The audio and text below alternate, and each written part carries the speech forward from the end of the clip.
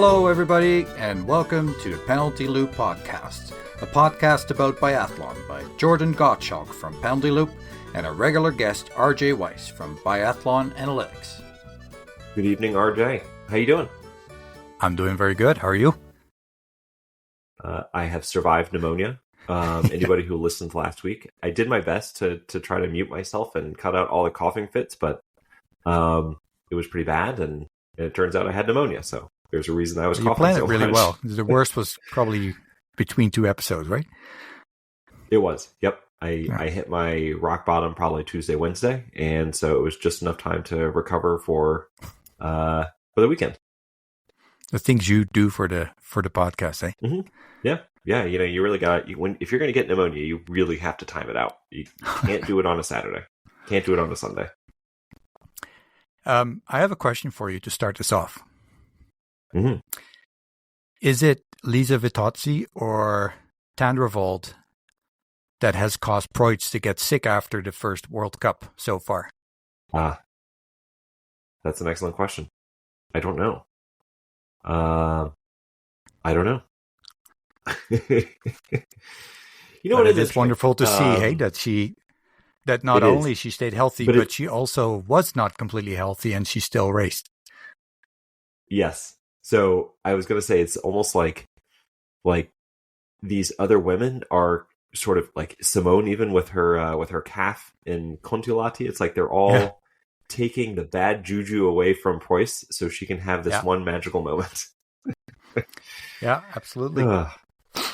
And maybe this is just an indication of how much bad mojo she had, that it has wiped out so many other contenders. Yeah, it's just positive thinking. It's just really, really awesome to see her, and she's performing the way that we kind of thought / hoped she could, and she's delivering. Yep. So, any news on Tandrevold since we brought her up? I was going to say, before we get into Preuss, real quick. So, if this happened after the races, so if you kind of checked out after the races today, you might have missed it. But Tandrevold posted on Instagram today that she had a procedure. I didn't get the exact translation, but just based off what she's saying, I'm 99% certain she had a ablation. So, just to go back, she's had this issue with tachycardia. It was kind of vague. I speculated a couple of weeks ago that it was a supraventricular tachycardia called AV nodal reentrant tachycardia. And to put it in the most basic terms possible, what this is there is a pathway where the electrical signal goes from the top of the heart to the bottom of the heart. And you want this signal to not go immediately because, the speed of light, very fast. Nerves go very fast, and you need it to slow down to give the blood time to go from the top of the heart to the bottom of the heart, so those bottom chambers can fill, so they can squeeze and get the blood out. So this node, called the AV node, is like the slowdown point. So it kind of slows things down a little bit. And some people, instead of having one pathway, have two pathways. So we don't really know why this happens, but they just develop a second pathway. And it particularly happens in young women. And in this population, so not everybody, just in the people who have these two pathways, what can happen is the signal goes down and then loops back up. So it goes down one pathway and comes back around. And the best way to think about this is like a traffic circle. So like the most people just have one side, so it's like a curve, right? It's like a curve in a road, but you just keep going. But some people have two, so you go down, and then instead of continuing on to your destination, you get stuck on the inner loop, so you're on the inside lane of a traffic circle, and you just get stuck going round and round and round.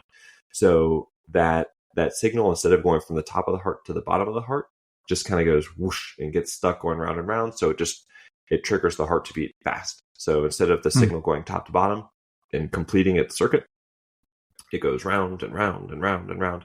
So the heart rate goes up and up. And you can usually control this with, a bunch of things, vagal maneuvers, you can look it up, or medications, which in this case are not really available to Tandrevold because a lot of these medications you can't take and also compete in high-level international sport. So the next step for her was an ablation. And an ablation, it's a really cool procedure where you go in through the blood vessels into the heart and you basically zap the extra circuit, or the extra little pathway there. So now she's back to only having just one, if everything went great. And so she should be just fine. Give it a week or so just to make sure everything is going fine and no side effects, no adverse effects. And there's no reason that she can't come back in the second trimester, assuming everything is good. Right? Was that? Like, don't you usually need at least a couple of weeks to recover from like a surgery where they go into your veins and stuff? Yes, but I think for her, so you can do it through an arm, you can do it through a leg. You would probably need about a week just to recover from the procedure, just from going in through the vein. But after that, I mean, there's no reason that she would not be able to go back to full participation in her previous activities, which for her, should be full training. Well, it's not bad for the Norwegian team either, because just having the World Cup standings in front of me, and Naughton is the first on rank 15. Mm-hmm. Although Schierkeide was pretty strong today. Not her best skiing, I think, but she was right up there. So, yeah, and I think that Tandrevold obviously overall is out, but I think that she looked pretty strong beforehand. I think that it's not impossible to think that she'll come back in the second trimester, show some stuff, maybe have another peak for Worlds. Hopefully, fingers crossed. At least be competitive again at the end of the year. Would be my goal. But yeah, I mean, not dangerous, not life threatening. I mean, everything sounds like it's going to be just fine. And honestly, she's still pretty young. I mean, she's going to have this procedure, and this honestly should never be a problem again for her. So hopefully we can just go about the rest of her career, and hopefully she's exactly the same Tandrevold that we saw last year, except maybe a little bit better standing shooting. Well, and I think in a way she has the advantage of not having major pressure from other athletes coming from IBU Cup and stuff. Mm-hmm. That's true. Like so it's kind of a bridge to the sprint for the men, but I can only imagine for Dale, he gets sent back to the IBU Cup. Yeah. I'm sure not feeling happy about that. Wins a race. Must be like, okay, what more can I do to prove them that they were wrong? And then you see the one guy that went up from the IBU Cup win the race in the World Cup. I honestly, that was almost the first thing I thought of, where it's like the poor guy, he just does not get a break. I know. No, man. Right. Yeah. Uldal goes right up. And not only that, right. And we'll talk about this more later too, but Uldal wins.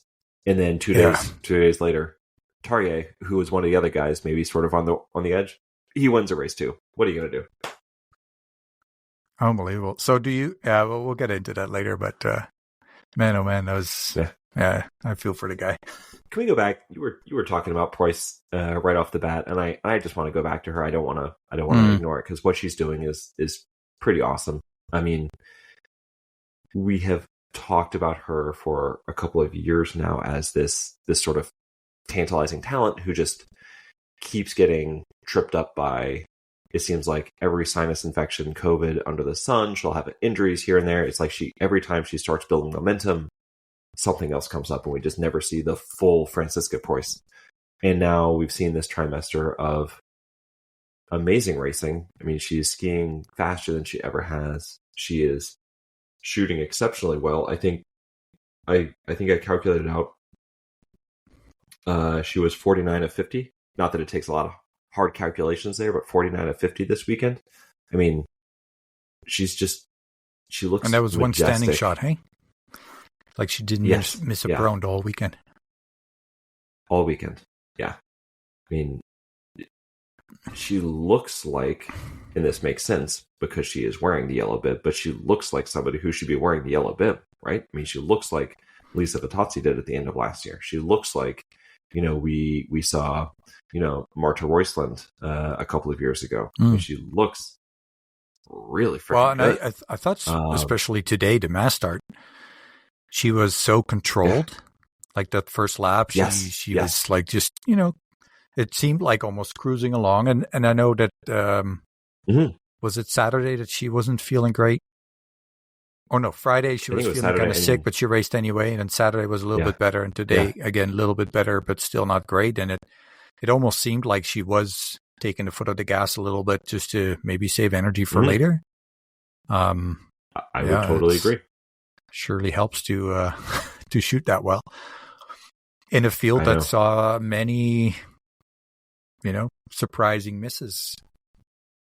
Yeah, and then she just calmly made her way through the race. And I even I think I posted something about it in like the first or second lap. I was like, I don't know, maybe that illness is finally getting to her, because I think it was like the second lap, like she started out second or third leaving the range and kind of slipped backwards, as the lap went on. But I think you're right. I think this is just her game plan. She knew that if she hit the targets, that she was going to be there in the end. Yeah. What can you say? I must say, because I watched the women's race live, and then after that I watched the men's race, and up till that point I was like, man, are we ever going to see somebody not finishing first but in the top three and be so happy and excited for the winner?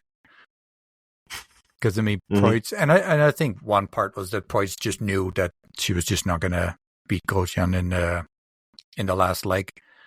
But genuinely excited, and then right after that, I don't think I've seen JT Boe so happy crossing the finish line without even winning. No, it's just so funny, right? He's pumping his fists, as he's coming down the finishing stretch, and that had nothing to do with him getting third. That was all for his brother. Yeah, it was super cool. Yeah, he gets there. He grabs his brother's fists and starts pumping it in the air. He was having a great time. That must be weird. I don't know. Maybe they retired the same year. Who knows? I think it would be hard for maybe. JT Boe all of a sudden have to have a different roommate. I think they would just say, "You know what? You don't get a roommate. You're on your own now." Yeah, maybe. Yeah, you've graduated to single room status. There was and how about a cool picture actually at the end of the weekend that Lagrad posted, and it was him and the Boe brothers and Christensen. And it looked like they were just like grabbing a meal at some sort of roadside restaurant, like some sort of just quick restaurant. And I was like, you would never guess that these guys are like four of the great biathletes out there right now. And they're just just grabbing some burgers or whatever it was, on the side of the road. That's crazy. Yeah. I was going to say, if I'm not mistaken, Richard and Fialkova, didn't they have a child like last year or the year before? Like, did they both I don't know take a about break? Richard, but Fialkova certainly did. Yeah, Fialkova was on maternity leave last year. Yeah, and this is her first podium since that. And looking at her bib number, she must be one of the Czechs that didn't know they were starting until very late. Well, because just before the race, I texted you. Oh, yeah, that's right. Sorry. No, she's definitely not one of the Czechs that heard really late, and I see that there's no participation because their wax truck already left. It's like because they had like 4 or 5 athletes that couldn't make it. Mm-hmm. I know Voigt was one of them, unfortunately. So it's like, okay, guys, you can race, and then truck and skis are gone. And I don't know. Do you remember who it would was? think they can find a different pair of skis, but maybe their rifles are in there, or I don't know exactly what it was. But oh man, I guess that's tough. Yeah, I feel bad for them. Yeah, I don't know when they have to, like, what's the last moment to say that you're not racing? Could that's be good. Yeah, that maybe a couple hours before the race. I don't know. Yeah, or I wonder if you could even. I wonder. Can you like get there and you're in your warm ups and be like, you know what, this isn't going to happen today. I need to pull out. Yeah, I mean, like even when they're warming up for the start, you can pull a muscle. Oh yeah. But I mean, they're not going to put a replacement in by then. But all right. Well, what was your overall thought of the weekend? Yeah, I mean, my overall thought for the weekend was Preuss. I mean, it was the weekend of Preuss.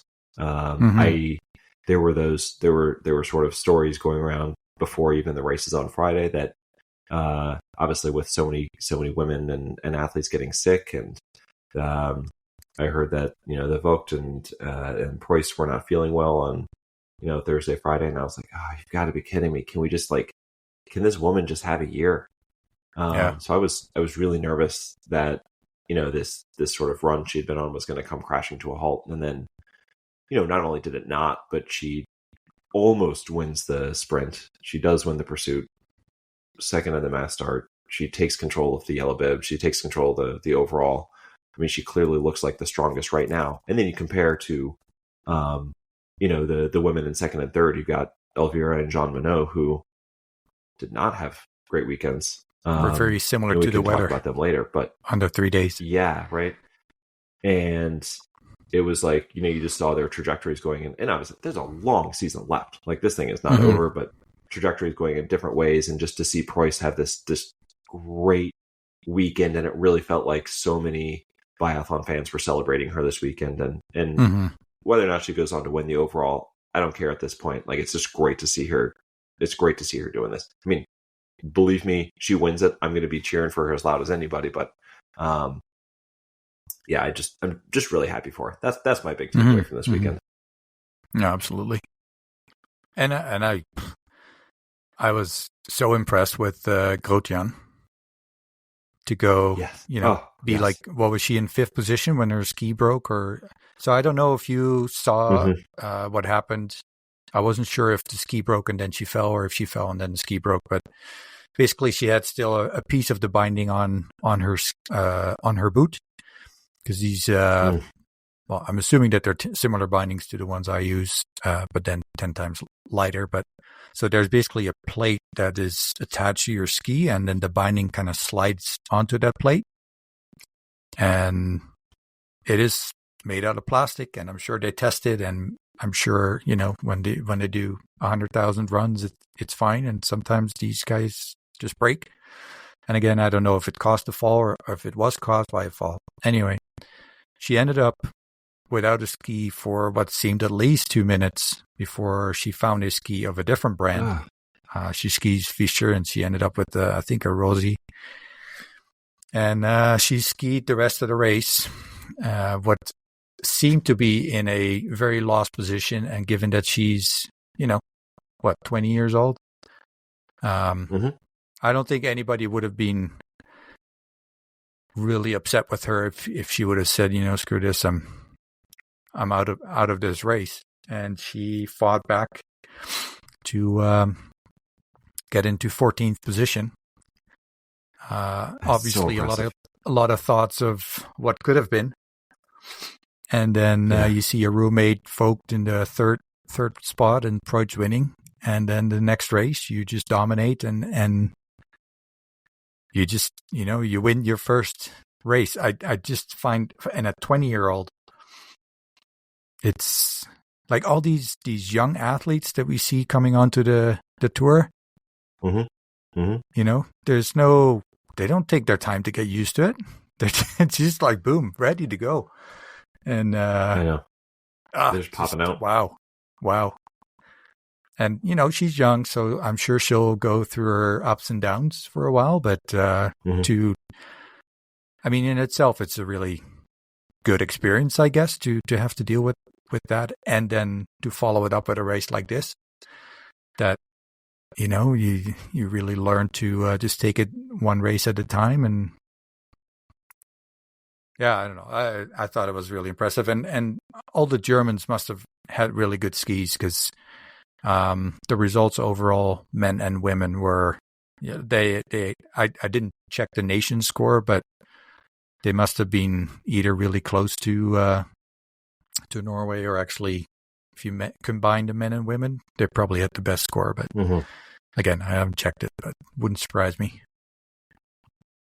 I think the German fans have to be just thrilled right now with what they're seeing. I mean, Yeah. Just a great all around weekend. They were for most of the last couple of years, right? You've had Norway, you've had France. The Swedes have been up there, and the Germans have sort of been in fourth position. Not this weekend. I mean, they were all over the map. For the women, they were nailing it. And we'll talk about Riedmüller later. And I think that this was a huge weekend for the German biathlon. Both on the men's and women's side. And there must be a bit of the effect of the team, right? Like people in your team do well, and it gives a positive vibe. And you were going to say about Grotian?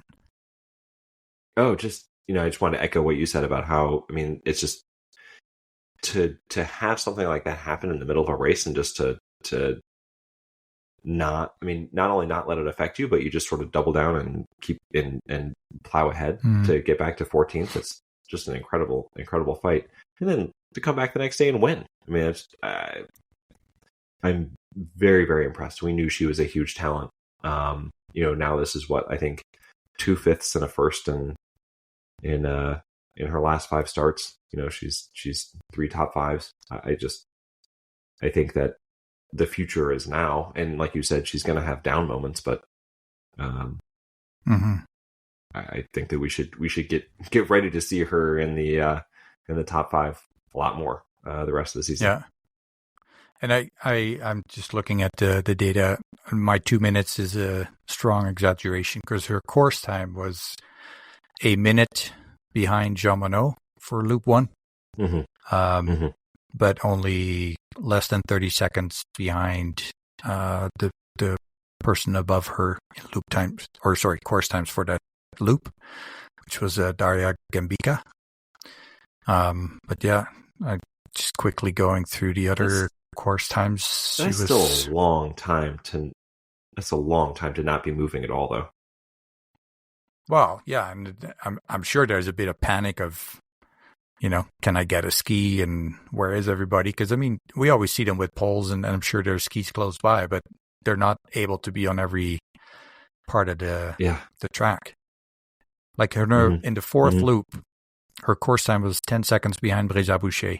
So she was like 7th. Yeah. And then, let's see here if there was course time. Yeah, and again, probably around the top 10 in the last race. And that's on a ski very different than what you're used to. They were saying in the broadcast that at some point they were the coaches were telling her that she could change her ski back to her own brand. But yeah, I guess she chose not to and wasn't going too bad. So, you would still lose 5 to 10 seconds, I guess, for stopping somewhere. And also, you wouldn't be surprised if her shooting would be off for, being frustrated and feeling rushed because you're behind and stuff. And, she had, I think, 2 misses. Yeah.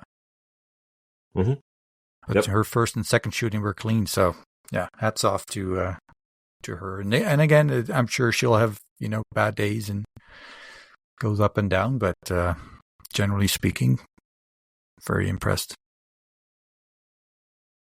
I'm obviously joking when I say this, but I never want to hear anyone complain about their skis again if she was able to do that with 2 different skis on her feet. Yeah. Well, that's funny. In the broadcast, they were trying really hard not to say any brand, so they kept talking about the yellow and the orange ski. Yeah, you know what you're looking at, but yeah. How about Vanessa Vogt? Yeah. Shooting clean in the pursuit. And she was 6th in the sprint, so 2 flower ceremonies. And unfortunately, she was not able to race the mass start today. I know. But then her roommate gets the gold, so I'm sure she's celebrating. Yeah, maybe I hope so. Maybe in a separate room, but frustrating that on the one hand you're having such a strong weekend and then you have to miss a race. But a 6th and a 3rd is still a pretty good result to take out of 3 races. hell of a result, right? Yeah. This is the Vanessa Vogt that we were dreaming of, a couple of years ago.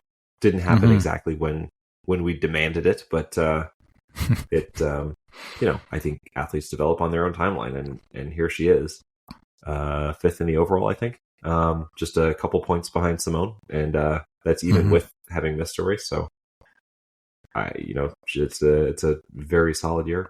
Off the top of your head, do you know how many shots that she has missed this season? I would say under 5. She has missed 4 shots. Yep. She has 1 prone and 3 standing misses for the season. So that's a 96.4% hit rate. Wow. That's probably around my average for 5 shots. Yeah. Well, it's funny because it seems like this year is really a year where a lot of the strong shooters are struggling. Like Strelo comes to mind, Simonator, at least the first couple of races. And I really liked. Yeah. So I was alluding to the weather changing. I think Friday was a so-so kind of cloudy day. Then Saturday was gorgeous weather, and then today was just miserable. I think Freud said it was the worst race she's ever raced. She just wanted to get it over with. So today we see these 2 races, and it seemed to me, and again, I haven't checked the numbers really, but it seemed like a lot of the older athletes and the typically more experienced athletes were doing really well. So it just tells you a little bit that, shooting, like that shooting that she had, I think it was Preuss's, was it the last shooting where everybody was hitting, was missing like 1 shot, 2 shot, 3 shots, the ones that were all like in the top, and she just shot clean and took off. It was the third shot, the third shooting. Yeah. She also, like, if you look at the shooting times, like, she clearly slowed down when everybody else was still going fast. And I just think that's a very veteran move. First shot where the first shooting, like everybody, like literally lane 2 to 30, they were on, like they were laying down in pro position. And they were either already shooting, and then she comes in. It seemed like she's just grocery shopping or whatever, and just there's a mat. I'm gonna lie down there. Like it's so casual. Maybe I'll shoot now. Yeah, shoots clean, and I don't know what position she came out in, but yeah. So man, hey, how about Suvi Minkinen today? Oh, my girl, she's just not having a bad, just a crazy season. Yeah. Yeah. Lotte also so very strong today. Yeah. Just real quick on Suvi, right? So she had 1 career top 10 before this year. Today was her 4th of the season. She's just... It's fantastic. This has been a lot of fun. You gotta love seeing those, athletes that are always there, but just not quite at the top. And then something just clicks and... maybe they're in that age that people peak. I don't know, but it's fantastic to see. The Finnish coaches did something. Whatever they did, they need to write it down and do it again next year. Because if you look at her and then Venla Lettinen, who had those, she was 13th and 7th in the sprint and pursuit, and I think there's another woman too, and they're all having like massive career best years in skiing. So they clearly nailed the off-season training program and came in good form because just a really fantastic season for all of them. You mentioned Lotte Lee, 7th place. There's a career best for her. And you saw Maya Klotens, right, in the mass start. Yeah, so she was right there, right? In the mass start. Yeah, I love it. I don't know why I keep thinking that Maya Klotens is a small person. I don't know. Yeah. Like, like Jean Richard today, like kind of tiny. Yeah. That's how I always picture her. And then every time I see him, I'm like, whoa, she's tall. And the next race, in my head, she's smaller. It's weird. But I mean, because Lotte Lee is smaller, right? She's shorter. I mean, she's not as tall, but I don't think she's... Maybe I just imagine all Belgians are short. Nah, why would you say that? just because I apparently imagine Lottelie and Maya Clotons are short, so apparently that's just my head. Thierry Langer is not short, although No, is he originally French or German? I don't know. Anyway, but Lotte is also Norwegian, and I think they're right. If not the tallest people in the world, at least in the top 3 of them. They're very close. But anyway, I just I love seeing it. I love seeing the Belgians have success. I just think it's a really cool story of the last couple of years, right? Yeah. Sort of coming out of. I mean, there were just not a lot of Belgian women I can name off the top of my head until you get to Lottelie and Maya Clotons. And and what I really like is that Lotte was saying when we talked to her, she was like, "Oh, there's this young athlete coming up, and she's going to be strong." And of course, not that I think she was selling it more than it was. Like I really think she believed that, but then you still have to see if it's actually going to work out and see how people perform at that level. And she's showing some really good results in races. So it's really cool. This is what I was going to say about Lottelie. What stood out to me today was her shooting time. Because I always remember her being like a great shooter, but sort of being a little bit more deliberate. But today I felt like she was. I just have never seen her shoot this fast before. I think she went 24.2, 26.6, 21.8, and then 26.3. But I was just thinking, like, I think I'll have to actually look at it now, but definitely a change that I noticed. And for somebody who hits 90%, if she can, go from being middle of the pack to being, a little bit on the faster side, that would be a huge weapon for her, especially in these pursuits and mass starts. Well, it's starting to get to that point where you feel you kind of have to, right? Because everybody's going fast. We saw that with Voigt, where her shooting last year was great, but she lost so much time in the range that it, you're almost you always have to find that sort of point, the point in the balance where it's like, where can I shoot faster but not lose too much? And I don't know with Justus Strelo, for example, if he's been shooting a bit faster or if it's just not been working. But that must be so hard to push yourself on the speed, but then lose that feeling of stability or control. No, I literally cannot even imagine. Because the part of my brain, and I'm sure this is the way it is, but my brain is like, the goal is to get the targets down. And so I would just sort of freeze until I was sure I had the shot. I would be the slowest shooter. I would be a freaking snail out there. Coaches would hate me. But then if you think about it, if you take 5 seconds for every shot, you almost lost a penalty shot. Or penalty shot. Yeah, you might as well just Jacqueline away. And... Hey, we've talked almost exclusively about the women. Any thoughts about the men this week? Yeah. Well, I mean, it's hard to not talk about. I don't know why I can't remember the second part. Ulvang.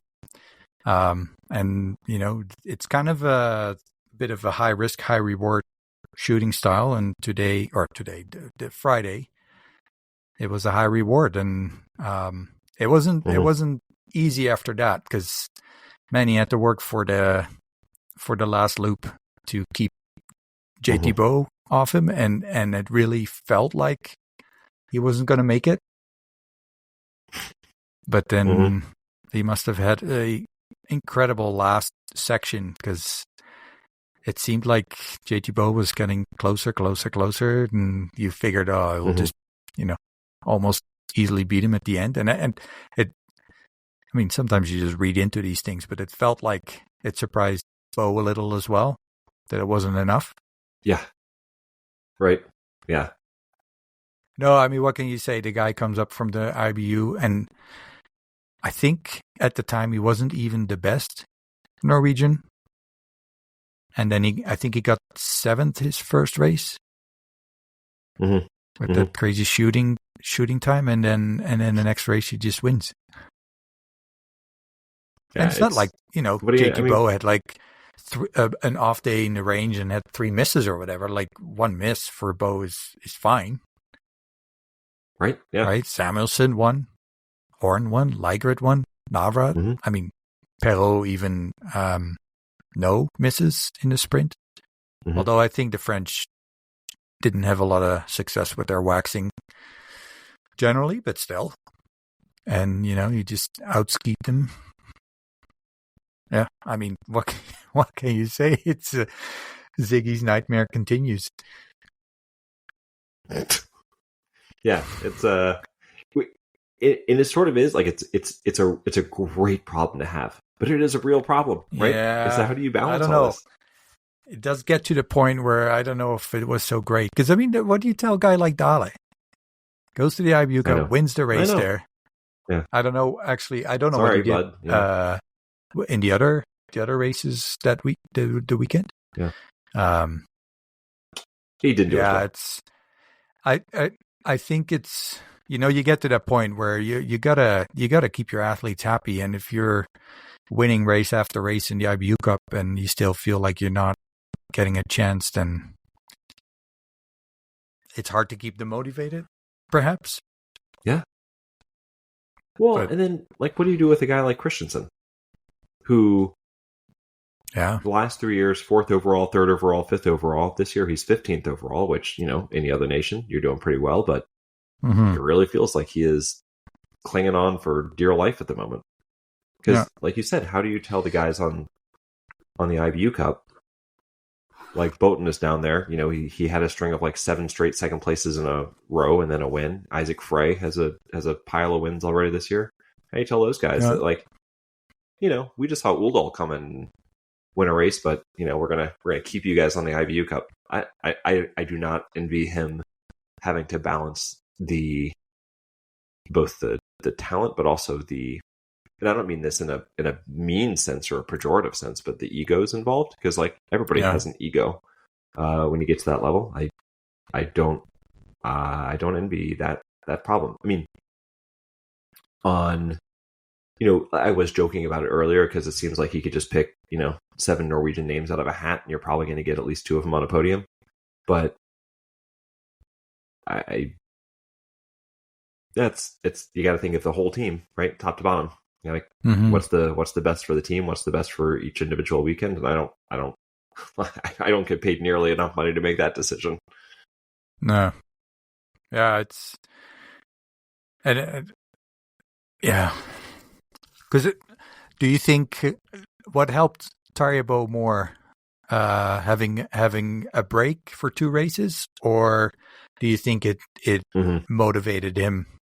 I mean, it's probably a combination of both, but it must have done something with him where they're like, "Sorry, man, we're gonna bring in another guy. You're gonna sit," and then the guy wins. Like, he doesn't seem like the guy that gets too flustered about things like that. But and I also think come back you and don't win the first. Right? You don't win it overall. You don't win it overall if you're not competitive. You don't do what you did last year if you're not competitive, right? You don't stick around this long if you're not competitive. And something like that happens, you're like, well, shit, I got to do something.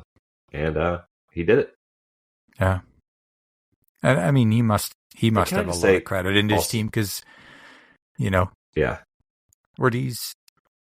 When did Tarjei start? Wasn't it like 2010 or something?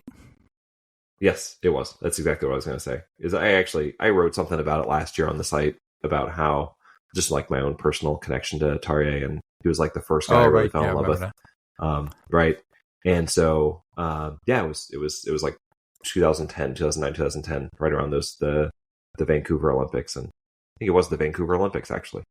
And watching him today, I felt, as soon as I saw him, 10 for 10, I was like, oh, come on, buddy, you got to do it for me. I just need one more road or one more run here.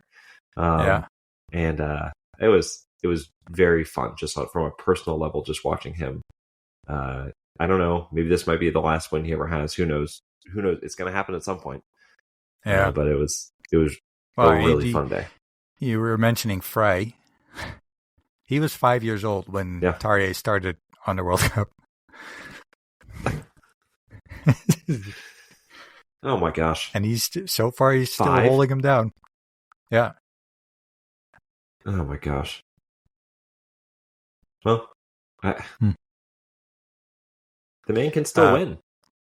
Talking about old folks in very strong quotes, Jaco Fuck had a great weekend. But how about your 400 World Cup races? Right, both. Yep.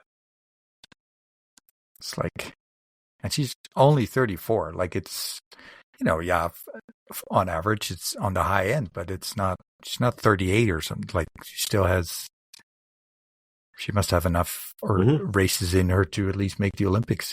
And she's already 400 races. That's wow. It doesn't seem possible. But there it is, right? The numbers are the numbers. Yeah. I will be excited to see what she has in the second trimester, because I think that her best is definitely still to come this year. Mm-hmm. So right now, Falk is 12th in the overall. Mm-hmm. Do you think that he can hang out in that position for the rest of the year? Or do you think that this is just sort of he had some good success for a trimester and then he'll start to slip backwards? I have a feeling that his performance will be pretty stable around, let's say, the points per race average that he's doing. I just think there will be others that will get better. Yeah. And pass him that way. That's fair. Yeah. Yeah, I was actually, what I talked about earlier with today, tricky shooting conditions and him being an experienced athlete. I mean, he shot well, but I think he had 2 misses at the very end. Yeah. Yeah. So that was unfortunate because 13th is nothing to be ashamed of, but I think he could have easily gotten a top 10 or. Oh yeah. But, hey, the other cool old guy again in quotes that keeps jumping out at me. Antonin Guigona. Yes. Always kind of never really the top guy on the team as far as I remember. Was always other athletes that had more potential. Yet he's hanging around. He's racing when they ask him to. Goes to the IBU Cup when they ask him to. And he's in 19th spot in the World Cup standings. Hey, he's a professional. He does what has to be done. And I've never met the guy or whatever, followed him, but he seems a good guy to have on the team. Oh yeah, comes across as the people like him. People are always like looking him up to after the race to pump a fist or. Oh yeah, he reminds me a little bit of Mona Brorson from the Swedish team who retired after last season, who was just always seemed to be cheering on everybody else. You know what I mean? Like she was never very the good. Top Gun. Don't get me wrong. Like she was really, exactly. And was always like the first person to go cheer for everybody else. So just exactly the kind of person see that, right? With the end of the season, like they're always cheering their teammates that retire, but you could tell that she meant a lot to a lot of their teammates, right? Yeah.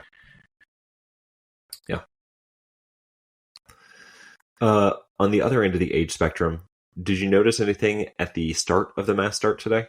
Or anybody, I should say? Rastoguyev? No, I was going to say, so Campbell Wright, did you see him go out at the very beginning of the race? I think he didn't get the memo that it was 5 laps instead of 3. I know. I was like, what's happening here? He just like, I hope somebody got a great picture because they're, of him out in front with JT right behind him. It's a fantastic picture. Having spoken with him, I think that he just was probably just feeling a little bit rambunctious, just feeling a little bit energetic, and just popped out there and probably didn't even know how he got there. And but it was just very funny. I had a giggle to myself when I saw the Mhm. Stars and Stripes, flying out to the front of the race. It's like, all right, Well, let's calm down a little you bit know, here, bud. typically it's, such a cruise the first lap. So you could argue, and I mean, I wouldn't go that far with him because I do think he has a chance on a day that he's really strong and others have a Mhm. less perfect day. But you could Mhm. argue in a normal race, I'm probably not going to be able to beat the top guys. So I'm going to just try to upset people and just take off and see who Yeah. follows and see what happens, right? Yeah. Yeah. But Certainly I cannot have be upset no with idea if that was his intent, but Yeah, no, I have no idea. I was going to say he certainly can't be upset with how his first trimester has gone. He's the no. blue bib. Well, and you still got 15th, right? Still got 15th. Yeah, Yeah. he just seems to be in the mix. He just Mm-hmm. he just keeps getting in there, and nobody's surprised when you see his head bobbing through the field. No, and maybe that's the biggest gain. That you see him up there, and it doesn't. Mhm. You're not like, oh my God, there's an American. It's not a shock to the system, so to speak. Oh, there's Campbell. Yep, there he goes, doing his thing. Yeah. Is the men's overall race? Is it over?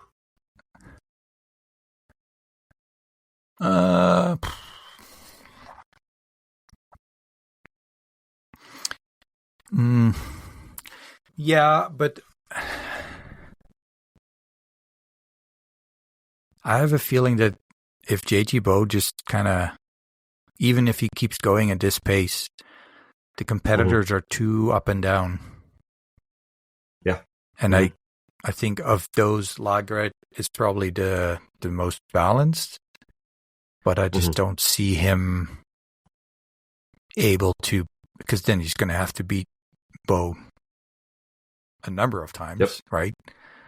I just don't see that happen. And with Jacqueline, I don't know. Again, I think this weekend the wax was just not good because I think every Frenchman, maybe they had a virus going on the team or who knows, but they all seemed not doing very well for their standards. Yeah, except for the pursuit.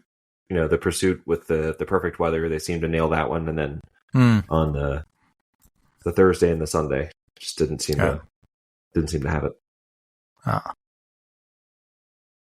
I agree, though. I think that Tarjei Boe is just too consistently good, and I think I said this last week, but if you were gonna get him, I think this was the chance to get him, was in Kontiolahti and Hochfilzen, and it's too late. I think he's just building strength, and I still don't even think he's quite at his top. I looked at his sort of his ski speed versus the field in the sprints, and you could just see, like, from Kontiolahti to Hochfilzen to Annecy, like, he just is putting more and more distance between the field and himself, and I just imagine that when we get to the second trimester, he's going to be even stronger. He's going to get to the point where he can actually, miss in this sprint and still win. And then what do you do? Yeah, I just think he is great, and he is great once again. Yeah. This is the thing, is that it doesn't even feel like he's been that great. It just feels like he's been all right. He's been okay, and he's got 3 wins. Yeah. I mean, he's on pace to win 9 or 10 times this year. It's crazy. But it's also like when you see guys ski like Tarjei Boe, and Preuss is also one of those. It just looks so effortless that it makes you think they're not pushing really hard and not going super fast. But then you see them ski with others, and they just ski that one skate straight, or the one they straight up this hill, and then you see others go into the the two skate or saddle dance or whatever you want to call it, but and he just keeps going, and then you just see him take off, but without seemingly putting in much more effort. Yeah, he just glides. And it's just that efficiency and just to be able to do it all race. It's I know I'm starting to sound like a broken record, but talking about good skiing, how is it possible to shoot 70% in prone, 30% in standing, and still be the fastest skier on the course that day? Yeah, I don't know. Are you talking about Lampic or Ponsaloma? Lampic. First loop, she was actually not the fastest the first loop. Surprise, surprise. Although my theory is that I honestly think she's taken off the foot of the gas just a tiny bit in the first loop. Yeah. Which I think is showing the results in quite amazing shooting in prone for her. But so she was 2 seconds behind Jeanmonnot the first loop, then 7.3 seconds faster than the second skier in the second loop, 5.6 faster than the third, 3.5 faster in the fourth, and then in the last loop she lost a whole 1.5% to the fastest skier. And then so in the end, she's 42.6 seconds faster than the second skier in the race with 10 penalty loops. Is she getting faster? Like that just blows my mind. I can't understand how you can be so much faster than people that we know as super fast skiers like Jeanmonnot, Öberg, obviously, and then you still beat them. I think Öberg had how many misses did she have? Like, it's not that they're shooting clean, but boy. She must have something in the water because I like you go from such a incredible ski from some of these athletes, and then there's this, true enough specialist coming from the cross country world. So on Preuss, she has 1 minute and 44 seconds course time. And she skied 1.5 kilometers extra. And I know that it's doesn't count like the course time, but it's still race. It takes energy. Yeah. Anyway, that was my my by now weekly Lampic highlight. But what was your feeling when you saw the race on Friday in the sprint when she made it to the podium? Exciting. Like, what was your reaction? Oh, I was thrilled. Yeah. You just feel really good for her, right? Yeah. And I don't want to compare her to Ulvang because, obviously he has a very different, there's so many things different, but what I did like is that with both, it feels like if it works out, they're shooting. Mm-hmm. They're going to be right up there, but they're also going to have, other races where I don't know how many Ulvang had today, but I think he had, too many to be in contention. Let's put it that way. And, of course, with Lampic, like she shot 30% in the mass start, there's also a lot of room for improvement still. I don't think we'll ever see her as a contender for the World Cup by any means, because I think she'll never get to that level of shooting in the, maybe 10 years that she can still race. But I definitely can see her win the occasional sprint race or I think 4 shootings might just be too much to be in contention, but it was fun. You sort of got a taste of what she can do when she got on the podium, and also just to see her that happy. It made me happy. I have to imagine there's been a lot of doubt at times that you make this huge change and it's been a couple of years, and at some point maybe you feel like you're sort of hitting your head against the wall. So to get that taste of success, that had to be so gratifying. Was it not Stina Nielsen also had a third place as her highest She had a result? second or a third at some point. Yeah. And then that was kind of her peak. Yeah. Yeah. So let's hope it's not going to end that way with Lampage. Nope. Yeah. No. Nope. Hopefully we see this happen a handful more times. Mm-hmm. Speaking of really fast people, Justine Razabouche, we talked about her after Hochfilzen, and we mentioned that, just looked like she was not having fun, right? She just wasn't, clearly she wasn't having as much success, but she goes home. She spent a couple days with her little girl, and clearly came back recharged because she went out and won the sprint and looked happy, and it was a lot of fun. I very much enjoyed seeing her out there being herself again. See, that's the thing. I didn't find, fantastic result. And of course she was happy, but I still didn't see that constant smile she seemed to have last year. Oh, maybe not a constant smile. I was just thinking, in the interviews afterwards, she just seemed to be much more at ease, than compared to how she'd been a week before. But yeah, I mean, that doesn't look like she was it Lenzerheide last year where she won a couple races and just was like beaming ear to ear the entire weekend. It was not quite that, but certainly leaps and bounds from where she had been. Yeah. There was a lot of feel good results in the sprint. Shima, Ukraine, 4th. Camilla Zuk, 8th from Poland. Yes. Hannah Augenthaler was 9th. Yeah. Idalene. Was against Jima. It was her first top 5 in like 5 years.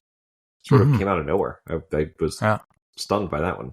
I mean, Zuk, you could sort of, you knew she was going to be coming back, and you've seen the other Polish success, and so it wasn't like a stunner to see her up there. But Jima was just, I did not see that coming at all. No. And was this Idalene's first race on the World Cup again? Yeah, she returned this week. Yeah. 14th, but she had kind of up and down. Having the 13th and the lean, yeah. I mean, I think that she's had some back trouble too, so I don't know if she's physically feeling 100%. The Norwegian team needs everything they can get right now, so hopefully she can get herself healthy for January. No, I think we're going to say the same name. The pink bib? Oh, no, that's not what I was going to say. I was going to say Danilo Rietmuller. Oh, Rietmuller, yeah. Yeah, that was one of those days where you see them drop one after another. He takes his shot, and then you're just waiting for him to be passed. There was no one passing him today, so fantastic. Did you catch? Didn't have the greatest start of the season. No. Very excited about this weekend, though. Did you catch the little exchange that he had with Tarjei at the end? Not in particular. They were chatting, and Tarjei mentioned that that Danilo was really charging there near the end, and Tarjei, there was some comment about, I think Tarjei thought he had a little bit more ground on Danilo than he ultimately ended up having, and Rietmuller said, he goes, "Yeah, your brother was behind me, and he's fast."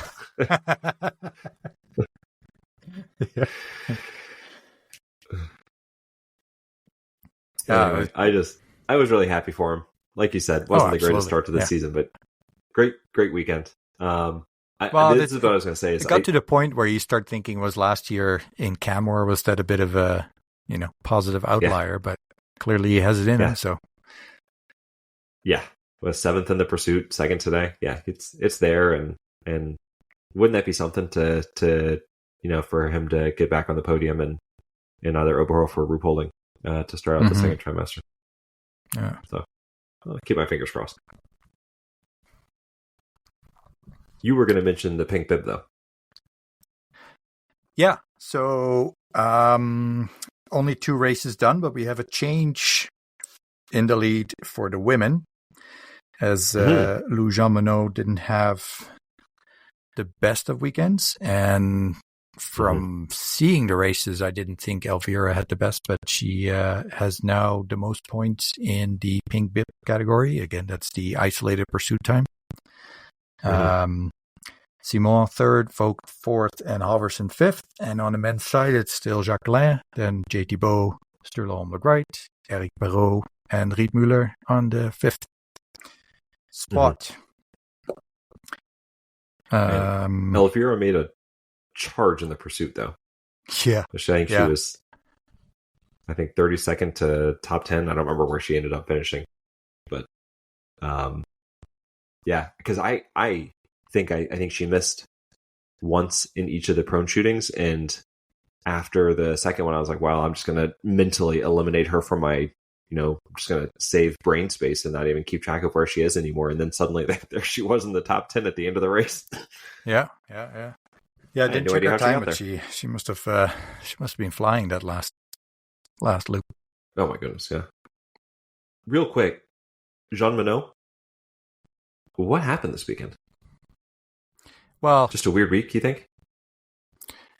Yeah, and again, I didn't see it as bad with the women, obviously, with Justine Boucher winning and Simon having really good results, but I still wonder. Yeah.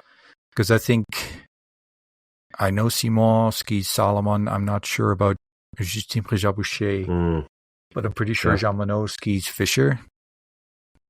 And I think most of the men, well, I guess not. No, I don't know if it's Brand related.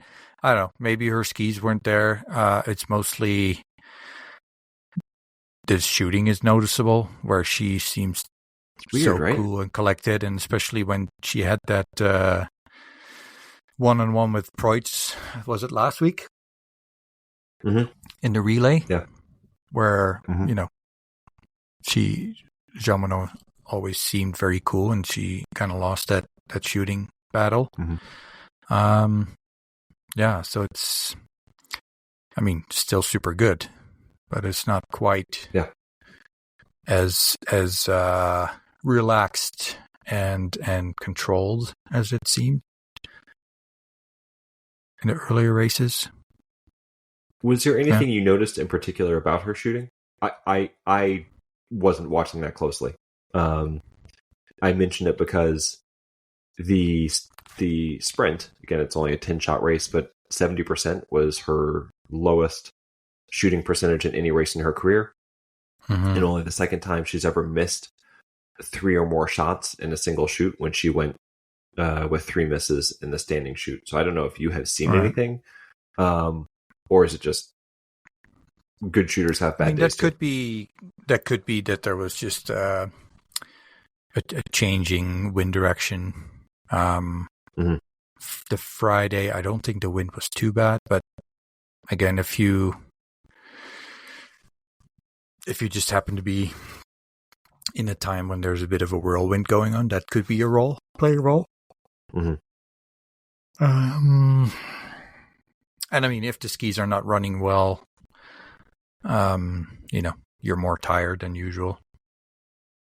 That could have an impact, but I don't know. Maybe it's just also a bit of a mental thing where she's just not used to missing a lot. So when you all of a sudden have shootings where you have 1, 2, 3 misses, then maybe that does something to you. It's funny because she's always had this very intense facial expression when she's shooting, and she must be one of the very few, if not only one, because I can't really remember anybody who shoots without a eye cover and with both eyes completely open. I was looking at it and thinking, oh, she's more tense than usual, but again, she always has a very intense, I should say, maybe not tense, but intense facial expression. But I don't know. Like I said, if you're not used to missing a lot and then you all of a sudden miss 2, it's hard not to start thinking. Maybe it's Maybe she's just not having her weekend. Maybe a bit of sick illness. Who knows? Yeah. Yeah.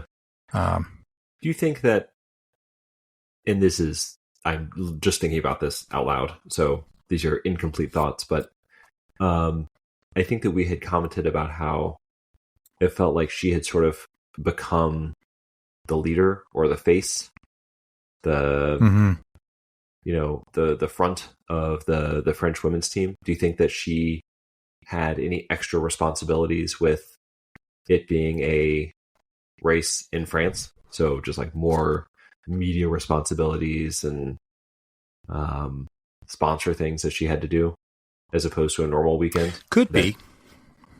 Yeah. Yeah.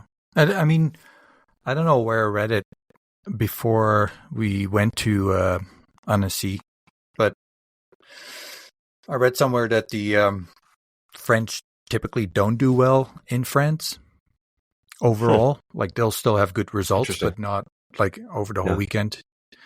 And I think you were texting me at some point about, if the crowd, loudness of the crowd was influencing Preuss.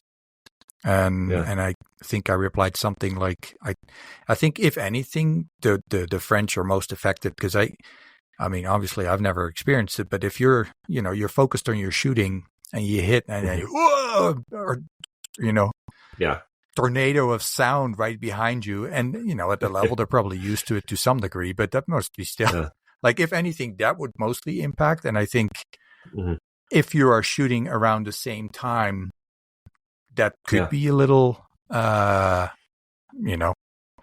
breaking your focus a little bit, even for non-French athletes that are just shooting around that time.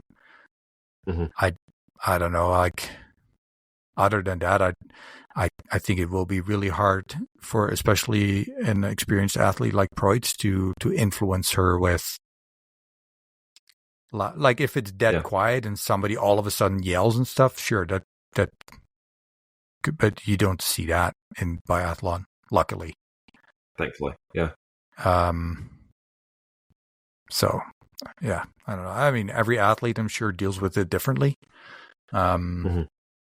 And especially someone like Simone or Justine Boucher have experienced it more, so they're probably more used to it. But I have a hard time seeing that would really make the difference. But I think you're right with the media attention. Like, there is probably more attention, and we know from personal experience that grabbing her attention for an interview is not always easy. So when they're like constantly shoving a microphone under your nose, that may be not the most relaxing environment to be in for her. I can imagine. Yeah.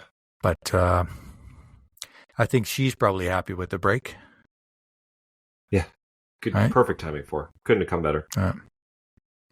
What do you think Elvira will be doing? She's just going to lay back, relax, get her mind clear, and then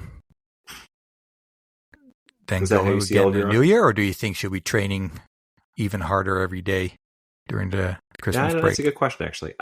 I think that she's probably pretty intense when it comes to training. So this is knowing absolutely nothing other than just what we see on TV. But I think that she's probably going to spend a couple days with her family for Christmas, and then I imagine she's going to be hitting the training pretty hard. I don't see her with her feet up, next to the fire. Having said that, I bet we're going to see Instagram pictures of her now, with her feet up next to the fire, crocheting or something. Yeah. Arm in arm with Ponsaloma. But, yeah. Oh, no, that's Hannah, right? I hope not. I was going to say, I hope not. Yeah. That would be an interesting picture. Then that would explain Ponsaloma's horrendous shooting weekend. And Hannah's lack of form. Yeah. Yeah, I think that they're probably just gonna, and I would say the same thing for Jeanmonnot, probably gonna, although maybe a little bit more relaxed. Hang out with Ponsaloma. Yeah, my gosh.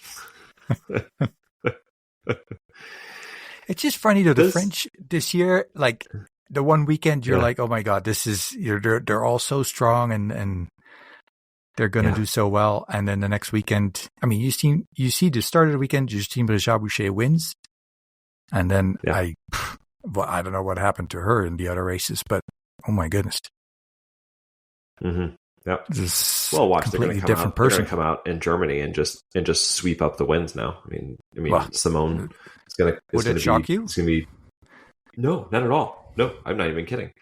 I think Simone is going to be very strong. I think Jeanmonnot is going to be strong. I don't think Justine's going to be any worse than she has been. Mm-hmm. Well, and I was talking about Lampage with, having 10 penalty loops in the mass start and still having a decent result. Bréjat-Boucher, 7 misses in the pursuit, still getting in 12th. Right, yeah. We've seen Richard with 2 4th-place finishes. I mean, heartbreak today, but I think that her future is immensely bright. How did you take that last Chauveau finish just sprint? Won last week. Oh, what was that? How did you take that? Like, it seemed that Jean Richard was completely thrown off in that last I think she was 50 meters. Yeah. And I don't know if she had nothing left in her legs, if she thought that she was safe, but it's more how she all of a sudden started, like, it's almost like she started sprinting with like 10 meters to go because she all of a sudden realized that Fialkova was coming. I think that she had no clue. That's weird though, because I mean, you would. I mean, by that time they're all exhausted. I don't know if they can hear the difference, but to me, it sounded like the crowd was like not just cheering you on. It was like they were like urging her on to get going and cheer her over the finish line. And I don't know. You know, we mentioned Fialkova earlier, but I mean, she started 20 seconds behind for the last lap, and I wonder if Richard just had. I mean, she had to know. I mean, somebody on the course had to tell her that she was coming, but yeah, I don't know. I feel bad for her, and I feel equally wonderful for Fialkova. So, it's a tough one. I'm quite hopeful that Richard will have several more opportunities for podiums, if not this year, in the next several years. Mm-hmm. Yeah, and we didn't even mention they've got Michelin. I mean, they've got so many French women. Good gracious. Well, and I was just going to say, Océane Michelin had the 3rd isolated pursuit time. Oh, I mean, she came in 11th, which is already good. But there's just so many of them. There's just so many of them. So, anything else from this weekend before we close it out? No, I just wanted to quickly mention the postings I did about Ulvang's shooting when I looked at shot times and stuff, and it's really tough because I know, like everybody else, first of all, it's already measured manually, so it's really not hard to imagine that somebody starts or stops the clock a little early or late. And right off the bat, let me be very clear: what the shooting he did was incredible. But I was a little surprised to see that, when you strictly look at shot times, even if you take any shot under 4 seconds out, that Ulvang's what? I think there's a cross-country skier called Ulvang. Mm-hmm. So Uldal shooting 5.6 in the first shot. He would be in 53rd position in the list. And again, that's excluding anybody with a shooting time under 4 seconds. You could argue, even that is not enough. But even when you take everything under 5 seconds out, he still would not be the fastest. He would still be, 22nd? And I mean, it's not, you don't see weird names. So there's a couple at 5 seconds. And yes, they could have stopped the clock a little too early or started too soon. But Hannah Oberg, 5. Simon Eder, 5. Oberhofer, Jakob Fuck, Julia Simon, Dorothea Weir, Kadurish, Ospenis, Veer, Tandrevold. Like, Boucher. There's a lot of names where I could see that it's still incredibly impressive. There's Adam Runnels is in there with 5.6 as well. And I don't know. I didn't want it to come across as, that it's not impressive, because it is incredible again. But I guess it almost felt a little bit like disrespectful to the other athletes that have been incredibly fast. It was almost like, oh, this blows everybody else out of the water. And I don't know, it kind of irked me a little bit. So that's the main reason why I probably spent too much time in looking into all of these shots. But you sort of shared with me. Can you tell people how long you were spending on this? Well, no, I don't want to. It was a huge amount of data to have to go through, and I don't say that to embarrass you. I just think that I am impressed by your diligence in doing it, because it is a gigantic amount of data to have to go through. And yeah, I think it's the kind of thing where I would have this idea, and then I would start into it, realize that it was going to be like scaling Mount Everest 16 times in a row, and I'd be like, I'm not doing this. Turn around and going home. I wish I thought like you. Yeah, it was. I was, in a way, I was happy that they only started, digitally recording. I'm sure they tracked the time before that, but the data is only available from the 2016-17 season, and I think it was at almost 900,000 data points.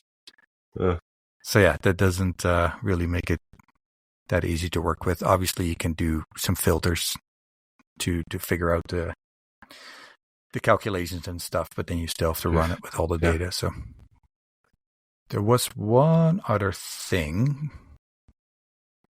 So we have the pink bib. I actually also looked at the actual race rank and the isolated pursuit race rank difference. So again, this is not the difference between the bib and the race rank.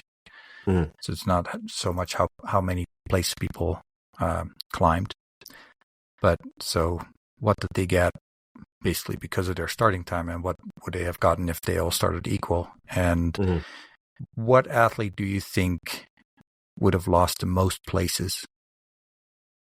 Lost the most places? I have no idea. So Martin Uldal would have scored 28 rank points, if you want to call it that, lower, or has, in isolated time compared to his race rank times. Breza Boucher, minus 27, Narath, minus 26, and Lampic, minus 25, and Sebastian Samuelsson, minus 22.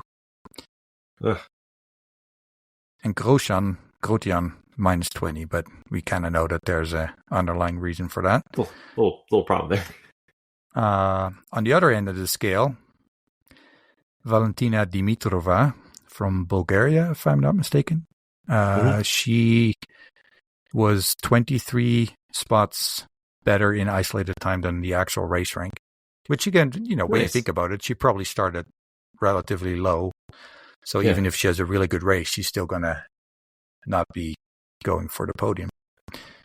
So if you do worse in the sprint, typically you have more chances to increase your position.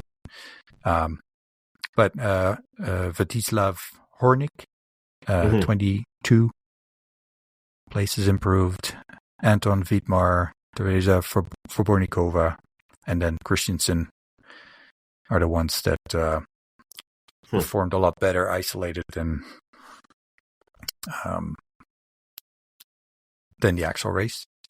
But yeah, at this point, Elvira Oberg, 130 points, Lou Jeanmonnot, 119, Julia Simon, 111, and Vogt, 100, Jacqueline, 130 as well, and then JT Boe, 105, Sturla Holmlogreit, 102, Eric Perrault, 94. And so those are the World Cup points they would have gotten for the isolated pursuit results.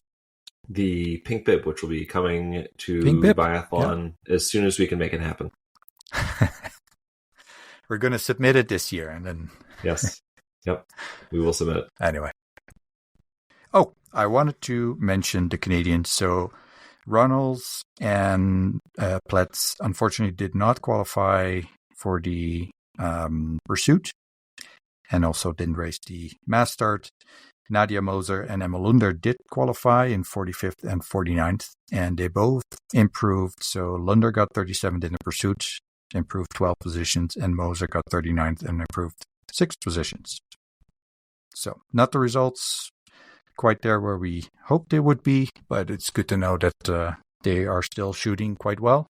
I think both Adam and Logan had 2 misses in their races in the sprint. And I don't know the numbers anymore, but both Moser and Lunder did well in the shooting as well. So always good to have some positive shooting results, and then hopefully they can come back and crawl up the ranks. Absolutely. And I don't know speaking if of we're North Americans. Yep. The U.S. women had all 3 qualify for the pursuit. I don't remember the last time that happened. So Grace Castonguay came in at 59th. She just snuck herself in there. It was a nice personal best for her. That's all it takes. Pretty cool. And then Margie Freed and Deidre Irwin. So and Irwin got 22nd, shooting clean. Yeah. Let's not forget that. Yeah. Ooh, no. And then how about the Polish women with Kamila Zuk, Anamaka, Daria Gambika, and unfortunately, Joanna Jakiela did not start. I don't know if she's sick or not sure what's going on. But yeah. Oh, and I missed Sidorovic. So, of course, originally 5 athletes in the pursuit, which I'm sure will make Coach Tobias pretty excited. 5 in the pursuit, 2 in the mass start. I think it's a pretty good first trimester. Where's Poland right now in the Nations Cup? I'm just pulling it up. Because if you're sticking around, if you're at an hour and 24 minutes, this is what you care about, is the Nations Cup. Poland is in 9th. They'd be waiting for an hour and a half to hear about the Nations Cup. Nations Cup. Yep, Poland in 9th place for the women's Nations Cup. That would be awesome if they could sneak in the top 10 there. I think they can do a bit better than that.